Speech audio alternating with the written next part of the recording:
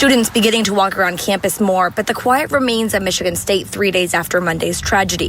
Berkey Hall, where the shooting started, will be closed for the rest of the semester. The Union, the second shooting location, is closed while authorities figure out next steps. As the community continues to mourn, law enforcement is continuing its investigation into the shooter, who they say had no known ties to MSU. We will not have our safety and security stolen by a man with a gun. Police say that the 43-year-old shooter had 2 guns, both purchased legally but not registered. When police found him in Lansing, he was 3.8 miles from campus, not far from his home. They say when they found him, he said nothing before shooting himself. When we are involved in a situation like this, our policy and procedure is to release the video. However, this investigation is being conducted by the Michigan State Police and campus police, so we will leave that determination up to them. At the shooter's home, a cell phone, journal, and 9mm casings were found. The shooter claimed to be a leader of 20 people who would finish the job in Lansing. Police say they don't believe that's true.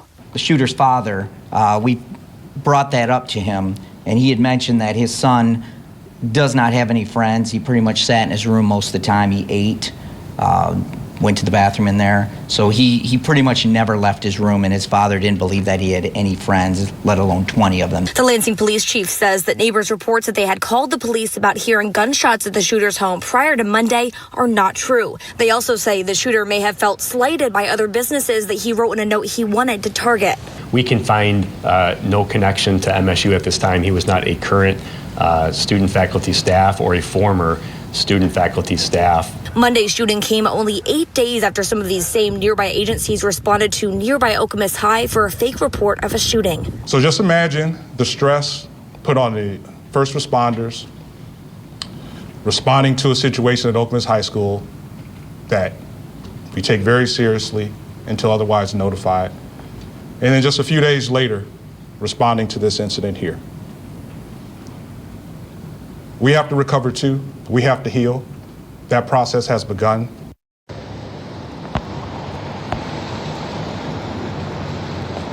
And police also saying that they believe that misinformation and false reports that were spread over social media from the scanner may have contributed to what they called, quote, hysteria on campus, implying that did make it harder to find the suspect.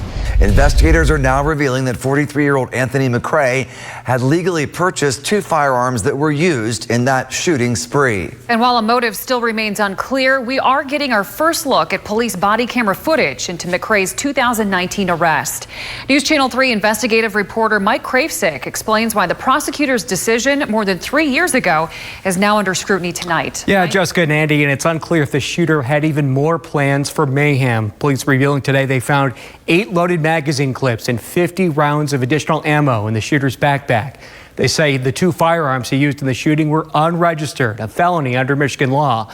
McRae faced the same charge following a 2019 arrest. Video we're about to show you from that encounter sheds light on McRae's previous interactions with police and may give a reason why prosecutors may have ultimately agreed to a plea deal.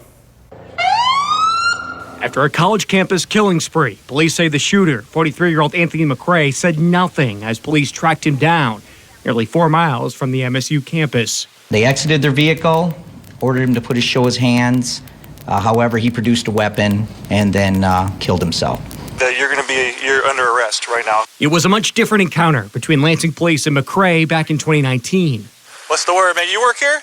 While following up on area burglaries, this officer begins questioning McRae, spotted smoking by an abandoned building. You got any weapons on you or anything like that? Yeah. You have a weapon on you? Yeah. What do you have? 380. 380? McRae admits he was carrying a loaded .380 Ruger handgun, pictured here in a police storage locker. You know you don't got a permit for it? No, but I'm working on it. I was working on getting my, Did you know that you needed a permit to carry that 380? Yeah, man, yeah, but it's late. I'm going to the store. McRae was charged with a felony concealed weapons charge. His attorney claimed officers had no cause to detain him, arguing the search was unconstitutional. We're going to seize this weapon, and he's going to be bipped on CCW down in jail.